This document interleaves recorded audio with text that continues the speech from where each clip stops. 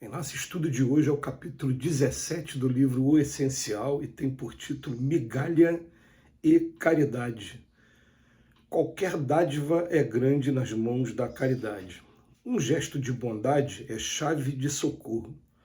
Há florestas que nascem de uma semente humilde. Gotas de sedativo suprimem grandes dores. Quem serve reconhece o poder da migalha.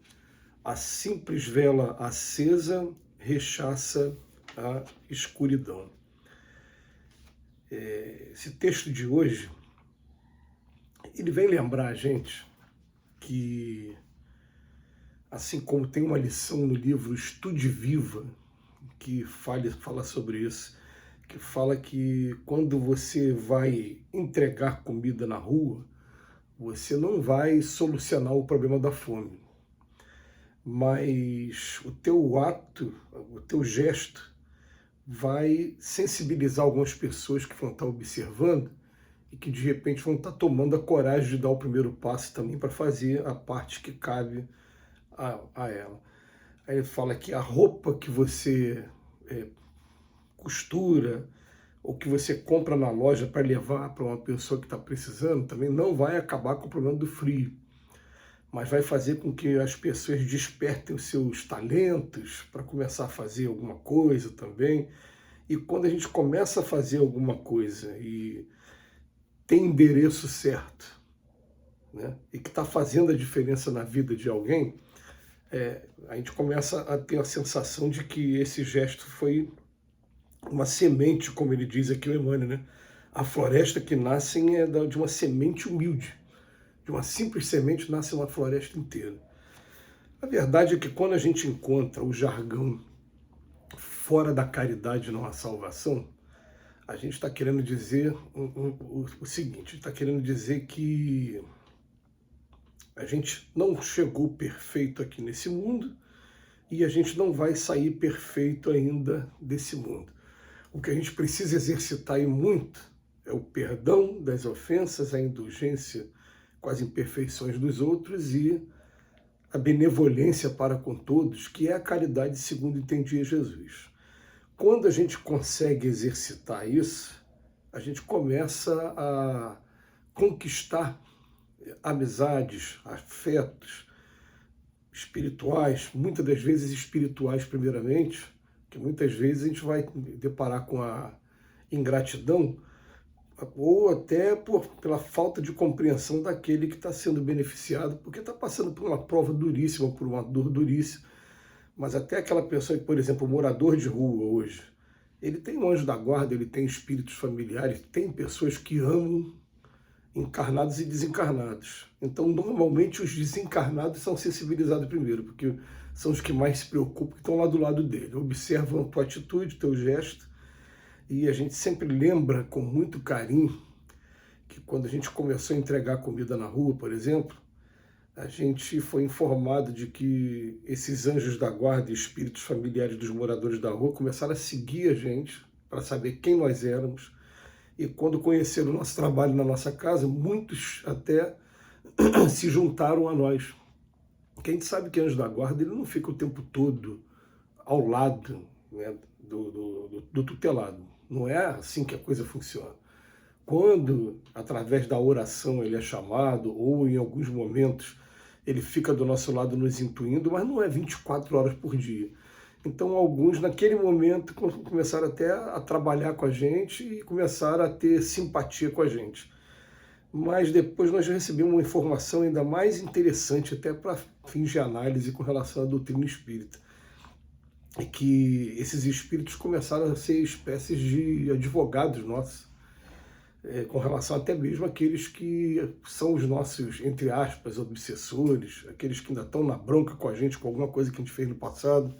Então eles começaram a chegar perto dessas pessoas e falar, peraí, ele está tentando mudar, ele ajudou muito essa pessoa que eu estou tentando ajudar e não consigo, né, porque eu estou desencarnado, ele está encarnado, então a partir de agora eu também vou dar uma proteção para ele. Então o que a caridade faz de verdade? Ela cria um contexto todo de solidariedade que daqui a pouco, quando a gente desencarnar, a gente vai descobrir, eu não sou perfeito ainda, eu tenho esse defeito.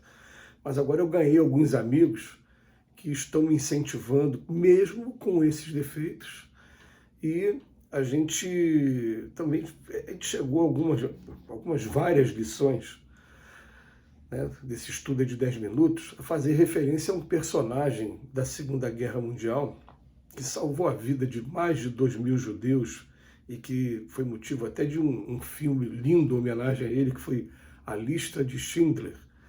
O Oscar Schindler, uma vez a gente recebeu uma informação, né, do plano espiritual de que esse espírito ele não venceu ainda os problemas mais graves de ordem moral, porque quem vai estudar a biografia dele vai ver que ele era alcoólatra, ele fumava muito e ele ainda se deixava levar pela sensualidade. Mas a partir do momento que ele salvou a vida de 2.000 e poucos judeus, ele ganhou 2.000 e poucos espíritos familiares ali que simpatizam, que se interessaram agora em retribuir o que ele fez naquele momento de maior dificuldade. E alguns até podem até se candidatar a ser anjo da guarda, porque a gente vai descobrindo aos poucos que o nosso anjo da guarda é um espírito que já venceu a prova que a gente está vencendo, então ele se oferece de alguma maneira, se candidata a ser o nosso anjo da guarda, e se ele for aceito, é estabelecido um vínculo entre ele e a gente, enquanto a gente está aqui encarnado, de maneira que todas as vezes que a gente faz prece, a gente é ouvido diretamente por esse espírito que está com o encargo de ser o nosso anjo da guarda. Então, olha o que a caridade ela vem fazendo. Ela não vai me tornar perfeito, mas ela vai fazer com que as pessoas comecem a ter compreensão comigo, comecem a ter gratidão comigo por conta dessa troca, e nessa gratidão um vai aprendendo a desenvolver justamente essa indulgência uns com os outros, de conhecer os defeitos, mas proteger, mas procurar ajudar, né?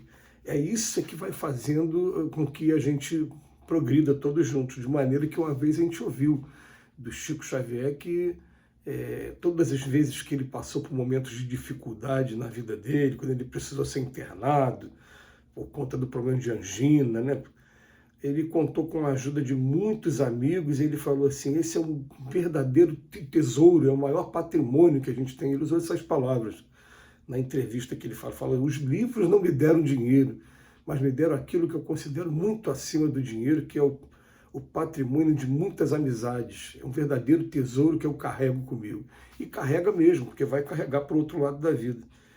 Então, o Emmanuel começa nessa lição falando, qualquer dádiva é grande, não pense que o meu é pequenininho. Não, qualquer dádiva mesmo. É uma moedinha, às vezes, qualquer dádiva. Mas uma coisa assim, né? Desde que a gente consiga compreender o processo como acontece, eu vou lembrar aqui de uma companheira que ela é presidente de uma casa que trabalha com moradores de rua. E a gente foi fazer o encontro do Chico Xavier nessa casa e uma vez ela falou para a gente assim, eu resolvi o meu problema com aqueles rapazes que quando você está dirigindo e para o carro no sinal, ele vem joga um líquido no seu vidro e vem querer limpar o vidro. Que no primeiro momento a gente ficava meio na bronca, falou, poxa, pessoa atrevida, né? Nem pediu nada, perguntou nada, eu nem sei o que ele está jogando, né? Pode ser que traga até problemas para o carro, enfim. Mas aí ela falou que todo início da semana ela vai num determinado lugar, pega uma nota de R$20 e troca por 10 notas de R$2 e deixa dentro do carro. Quando o rapaz vai chegar para fazer alguma coisa, ela naturalmente ela fala que não, já com dinheiro na mão, mas quando entrega o dinheiro, aí que vem a cereja do bolo. Ela faz uma oração sincera, ela dirige um sorriso mesmo para aquela pessoa, sincero, ela dirige as vibrações dela boa para aquela pessoa. E quando a gente começou a seguir esse exemplo, a gente começou a ouvir tanta coisa assim, né, daquela pessoa que está numa prova duríssima, às vezes, aqui no Rio de Janeiro, você pega a pessoa no sol quente com o pé descalço fazendo isso, e a pessoa falando assim, que Deus te proteja, que Deus te dê, e você vê uma vibração muito boa vindo daquela pessoa. Então, de maneira que todos os textos que mostram que fora da caridade não há salvação, estão mostrando que a gente, para poder evoluir, um ajudar o outro, a gente precisa ser caridoso um com o outro, aqui na terra. Que Jesus nos abençoe hoje e sempre.